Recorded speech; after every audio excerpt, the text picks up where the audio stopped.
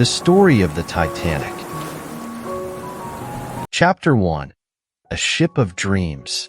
In the early 1900s, a grand dream set sail in the minds of the world's greatest shipbuilders. They envisioned a colossal vessel unlike any other, a masterpiece of steel and elegance that would conquer the vast ocean. This dream became the RMS Titanic, a ship so magnificent it was declared unsinkable. Our story begins in the bustling city of Belfast, Ireland. Here, on the banks of the River Lagan, the mighty Titanic began to take shape. Thousands of workers, skilled in their craft, toiled away for years. Imagine a giant metal puzzle, but instead of colorful pieces, the pieces were massive steel plates. These plates, each as tall as a grown man, were shaped and curved using powerful machines. Then, with a loud clang and a fiery spark, skilled riveters used red-hot metal rivets to permanently join the plates together. It was a sight to behold, like building a giant metal island, strong enough to withstand the fiercest waves the ocean could throw at it. The Titanic wasn't just about size, though. It was designed to be the most luxurious ship ever built, a floating palace that would make its passengers feel like royalty. Imagine grand staircases that seemed to stretch forever, adorned with sparkling crystal chandeliers that cascaded down like glittering waterfalls. Opulent dining rooms boasted mahogany furniture polished to a shine, where passengers could enjoy meals fit for a king. Even a swimming pool, a marvel for the time, was built on board, allowing passengers to take a refreshing dip even in the middle of the ocean. But the luxury wasn't limited to first class. Second and third class cabins, while more modest, were still comfortable and a far cry from the cramped conditions many passengers were used to. Here, families could have their own private space with bunk beds and basic amenities. Public areas offered spaces for passengers to socialize and relax, with game rooms, reading areas, and even open decks where they could breathe in the fresh sea air and watch the endless ocean roll by. The news of this magnificent ship spread far and wide. People from all walks of life, from wealthy businessmen to families seeking a new life in America, dreamed of setting sail on this marvel of modern engineering. Tickets were booked far in advance, and anticipation for the maiden voyage reached a fever pitch. The rich and famous, along with everyday people with dreams in their hearts, all prepared to board the unsinkable Titanic for a journey across the vast Atlantic Ocean. Chapter 2. Building a Giant, an Engineering Marvel. The construction of the Titanic was a marvel of engineering, a feat that pushed the boundaries of what was thought possible at the time. Imagine a massive jigsaw puzzle, but instead of colorful pictures, the pieces were enormous steel plates, each weighing tons. Skilled workers, called shipbuilders, used powerful machines called cranes to lift and maneuver these plates into place. These plates weren't simply flat. Some were curved and shaped to create the ship's hull, the rounded bottom that would allow it to cut through the water smoothly. Other plates formed the walls and decks, giving the ship its overall shape. To bend these massive pieces of metal, powerful hydraulic presses were used. Imagine a giant metal hand pushing and pulling until the steel bent to the desired shape. Once the plates were in place, it was time to join them together permanently. Here came the riveters, the unsung heroes of the shipyard. These skilled workers used red-hot metal rivets, like giant nails, to fasten the plates together. Imagine a giant stapler, but instead of using staples, it used white-hot metal that fused the plates into a single, strong unit. The riveters worked with incredible speed and precision, the rhythmic clang of their hammers echoing across the shipyard. But the hull wasn't just a single layer of steel. To make the ship truly strong and watertight, the builders created a system of double walls. Imagine the ship as a giant sandwich. The outer layer was the hull itself, the first line of defense against the ocean. Inside, another layer of steel plates was built, creating a space between the two walls. This space was then divided into smaller compartments by even more walls. These compartments were like watertight boxes, designed to keep the ship afloat even if one section was damaged. Here's how it worked.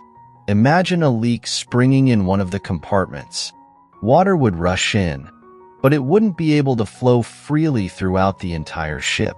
The watertight doors, heavy steel doors that could be closed shut, would isolate the leak to that one compartment. The pumps on board, powerful machines like giant vacuums, could then remove the water, keeping the ship afloat. While the hull was the heart of the ship, the magic truly happened inside.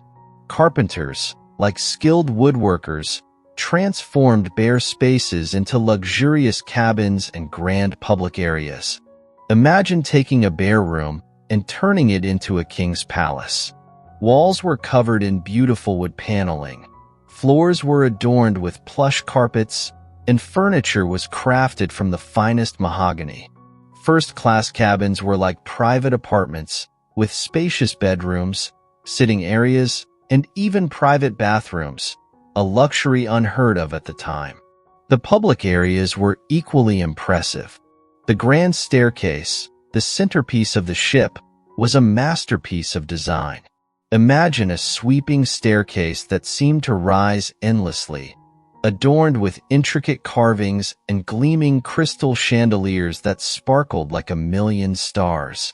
In the opulent dining rooms, passengers could enjoy meals fit for royalty, served on fine china by attentive waiters. Even a smoking room, a specially designed space for gentlemen to enjoy their cigars, was included, its walls lined with rich leather and comfortable armchairs. Life on board wasn't just about luxury, though. The safety of the passengers was paramount. Lifeboats, large wooden boats designed to carry people in case of emergency, were positioned along the decks. Each lifeboat had a crew of sailors responsible for lowering it and navigating it safely in case of an emergency. Additionally, crew members underwent rigorous training in life-saving procedures, ensuring they were prepared for any situation. The building of the Titanic was a colossal undertaking, a testament to human ingenuity and hard work. From the skilled shipbuilders shaping the steel hull to the carpenters crafting luxurious interiors, thousands of people poured their hearts and souls into creating this marvel of modern engineering. The Titanic, a floating city ready to conquer the vast ocean, was finally nearing completion. The world waited with bated breath for the day this unsinkable giant would set sail on its maiden voyage. Chapter 3. Launch Day arrives. The year is 1912, and a sense of electric excitement crackles through the air in Belfast, Ireland. Years of tireless work are about to culminate in a momentous occasion: the launch of the magnificent RMS Titanic. The colossal ship, a testament to human ambition and engineering prowess, stands proudly on its launch pad, dwarfing everything around it. Thousands of people, a mix of shipyard workers, proud families, curious onlookers, and journalists, have gathered to witness this historic event. The atmosphere is a thrilling blend of anticipation and nervousness. The workers, having poured their blood, sweat, and tears into building the Titanic, feel a sense of accomplishment and pride.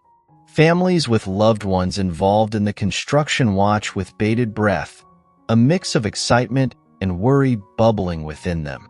Onlookers are mesmerized by the sheer size and grandeur of the ship, their imaginations captivated by the thought of crossing the vast ocean in such luxury. Journalists, eager to capture this monumental occasion, stand poised with their cameras and notebooks, ready to document history in the making. As the clock strikes the designated hour, a hush falls over the crowd. A sense of controlled chaos erupts as teams of workers take their positions.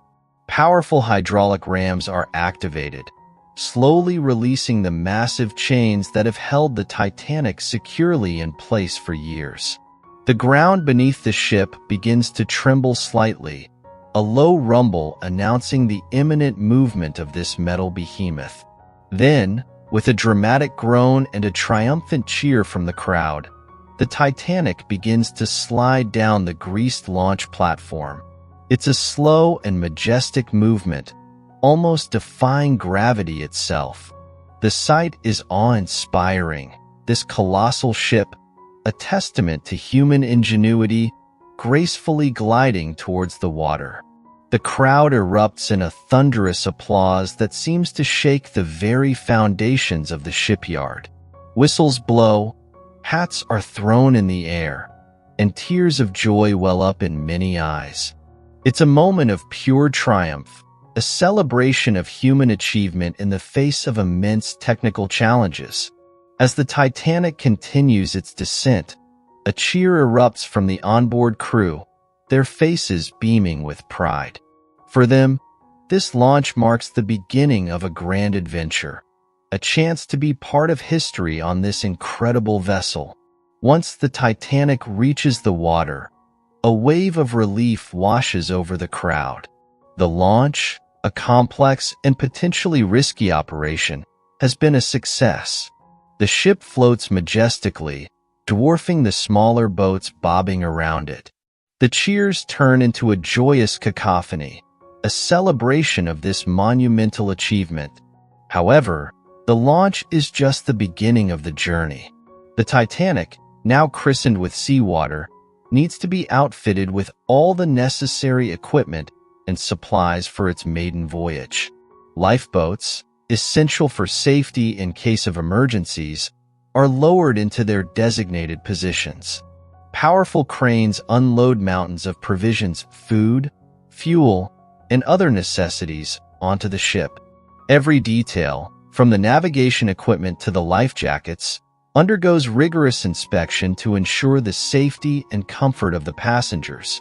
The following weeks are a flurry of activity. Skilled workers transform the bare interior into a haven of luxury. Electricians string miles of wires, bringing light and power to every corner of the ship. Plumbers install intricate piping systems, ensuring a steady flow of water throughout the vessel. Skilled decorators transform the public areas into opulent spaces, with plush carpets, intricate carvings, and gleaming chandeliers. The focus then shifts to testing and training.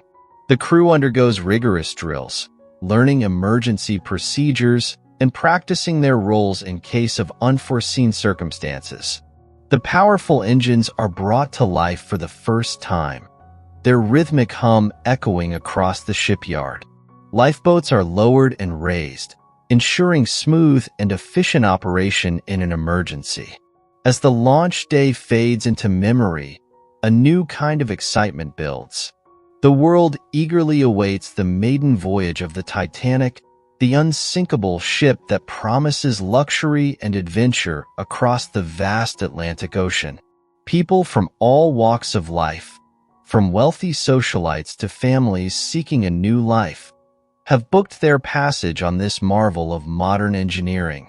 The anticipation is palpable, a mix of excitement and apprehension as the world waits to witness the journey of this grand vessel and its passengers. Chapter 4. Setting Sail for America. The long-awaited day finally arrives, April 10th, 1912. The bustling port of Southampton, England, is a hive of activity. The magnificent Titanic, a picture of elegance and power, stands proudly docked, dwarfing the smaller ships around it. Passengers, filled with excitement and a touch of nervousness, begin their journey across the vast Atlantic Ocean. For some, like the wealthy socialites and businessmen in first class, this is a chance to experience the ultimate in luxury. They envision grand meals in opulent dining rooms, lively social gatherings, and evenings spent relaxing in plush lounges. Imagine stepping into a world of glittering chandeliers, fine china, and attentive service, where every need is catered to. For others, like families traveling in second and third class, this voyage represents a chance for a new beginning. They dream of a fresh start in America, a land of opportunity where they can build a better life for themselves and their loved ones. Imagine leaving behind everything familiar, with cramped living conditions and limited prospects, for the promise of a brighter future in a new land. The atmosphere at the dock is a mix of emotions. There are tearful goodbyes as families say farewell to loved ones staying behind. There's a nervous excitement among those embarking on their journey, a sense of the unknown tinged with anticipation. But there's also a contagious energy, a buzz of excitement as people from all walks of life come together for this grand adventure. As boarding begins, passengers are ushered onto the ship according to their class. First-class passengers, treated like royalty, are greeted by stewards and escorted to their luxurious cabins. Imagine spacious rooms with large windows offering stunning views of the ocean, plush carpets underfoot, and furniture crafted from the finest materials. These cabins aren't just rooms. They're private havens of comfort and luxury. Second and third class cabins are more modest, but still offer a significant improvement over the cramped conditions many passengers are used to. Imagine clean and well-ventilated rooms with bunk beds, basic furniture, and storage space. While lacking the opulence of first class, these spaces provide a sense of comfort and privacy. Public areas offer opportunities for passengers to socialize and relax, regardless of their class. First class boasts grand lounges with comfortable armchairs, where passengers can sip on afternoon tea and engage in lively conversation. A smoking room, a designated space for gentlemen to enjoy their cigars, is complete with plush leather furniture and a well-stocked humidor. Second and third class passengers have their own designated areas for socializing. Game rooms offer opportunities for friendly competition, with board games and card tables providing a fun way to pass the time. Reading rooms, stocked with books and magazines, provide a quiet space for relaxation and mental stimulation. Open decks, with plenty of space to walk or simply enjoy the fresh sea air, offer stunning views of the vast ocean. As the final boarding calls are made and the last ropes are cast off, a wave of excitement washes over the crowd gathered on the dock. The mighty Titanic lets out a deep, mournful blast from its horn, a sound that both resonates with power and resonates with a touch of finality. Slowly, the ship begins to move away from the dock, leaving behind a trail of waving hands and tearful goodbyes. As Southampton shrinks into the distance, a sense of community begins to form on board the Titanic. Passengers, initially strangers from all walks of life, start to interact and get to know each other. First-class passengers attend lavish dinner parties, striking up conversations with fellow travelers. In second and third class, passengers gather in the common areas, sharing stories, playing games, and forging new friendships. The days settle into a comfortable routine. Passengers enjoy the various amenities offered on board. First-class revels in gourmet meals, elegant social gatherings, and even a visit to the onboard Turkish bath, a luxurious spa treatment. Second and third-class passengers have access to their own social events, with musicians playing lively tunes and even a dedicated space for religious services. The vast ocean stretches out before them, a seemingly endless expanse of blue water. The feeling of being surrounded by water on all sides is both exhilarating and a little nerve-wracking. But the daily routine and the camaraderie on board provide a sense of security and comfort. Passengers spend their days reading, playing games, enjoying the fresh sea air, and simply marveling at the grandeur of this magnificent ship. Life on the Titanic, especially for first-class passengers, feels more like a luxurious vacation than a sea voyage. The days are filled with elegant meals, social gatherings, and entertainment. At night, the ship comes alive with music and dancing, creating a sense of joyous revelry. However, beneath the surface of this seemingly carefree existence, a sense of unease lingers. The vastness of the ocean. Chapter 5. A collision in the night. The journey across the vast Atlantic Ocean continues. Passengers on board the magnificent Titanic settle into a comfortable routine, enjoying the many amenities the ship offers. First-class revels in lavish meals, social gatherings, and even a refreshing dip in the indoor swimming pool, a marvel for the time. Second- and third-class passengers, while not experiencing the same level of luxury, still enjoy the spacious decks, game rooms, and the camaraderie of fellow travelers. Days turn into nights, and the vast ocean stretches out before them, a seemingly endless expanse of blue water. The feeling of being surrounded by water on all sides can be both exhilarating and a little unsettling. Yet, most passengers feel safe and secure on board the mighty Titanic, a ship touted as unsinkable. However, beneath the surface of this seemingly carefree existence, a silent threat lurks. The vastness of the ocean also hides dangers unseen.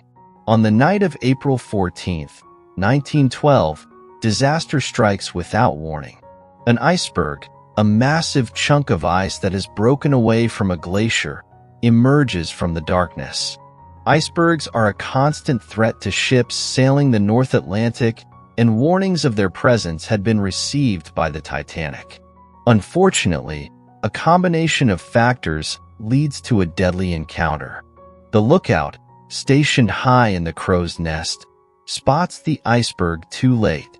The vastness of the ocean and the lack of moonlight contribute to the delayed sighting. Additionally, the extreme cold can make it difficult to see clearly, further hindering their ability to detect the iceberg's presence. When the lookout finally raises the alarm, it's almost too late. The powerful engines of the Titanic cannot be reversed quickly enough to avoid a collision. A desperate attempt is made to turn the ship, but the massive iceberg looms closer with each passing second. A sickening thud echoes through the night as the starboard side of the Titanic strikes the iceberg. Passengers in the forward sections may not feel the impact immediately, but those closer to the point of contact experience a jolt that sends shivers down their spines. Panic begins to set in as news of the collision spreads. Passengers, especially those who felt the impact, realize that something serious has happened. Rumors fly, and fear replaces the earlier feeling of safety and security. The crew scrambles to assess the damage. The impact may not have caused a gaping hole in the hull, as some might imagine, but it has created a series of gashes along the side of the ship. These gashes, though seemingly small, allow seawater to seep into the compartments designed to remain watertight. The watertight doors are designed to be closed in such an emergency, but the situation is more complex than anticipated. The damage extends across multiple compartments, and some of the watertight doors cannot be fully closed. Water begins to flow from one compartment to the next, slowly but steadily filling the ship. The crew, despite their training, is overwhelmed by the scale of the disaster. The unsinkable Titanic is taking on water, and the gravity of the situation begins to sink in. Meanwhile, the captain of the ship makes crucial decisions. Distress signals are sent out, hoping for a response from any nearby ships. Lifeboats are ordered to be prepared, a sobering task as there are simply not enough for all the passengers and crew on board. As the night deepens, the initial shock of the collision gives way to a growing sense of fear and uncertainty. Passengers in first class, initially hesitant to believe the seriousness of the situation, are gradually informed of the damage. Panic starts to spread even in the most luxurious quarters. In second and third class, the situation is more chaotic. Passengers, farther from the center of information, rely on rumors and whispers. The lack of clear information fuels anxiety and fear. Despite the chaos, some acts of heroism emerge. The crew, facing an impossible situation, attempts to maintain order and ensure the safety of the passengers. Passengers, initially strangers from all walks of life, begin to come together, offering comfort and support to one another. As the night progresses, the fate of the Titanic becomes increasingly clear. The once majestic ship, a symbol of human achievement and luxury, is slowly succumbing to the unforgiving ocean. The collision has set in motion a chain of events that will forever change the lives of those on board.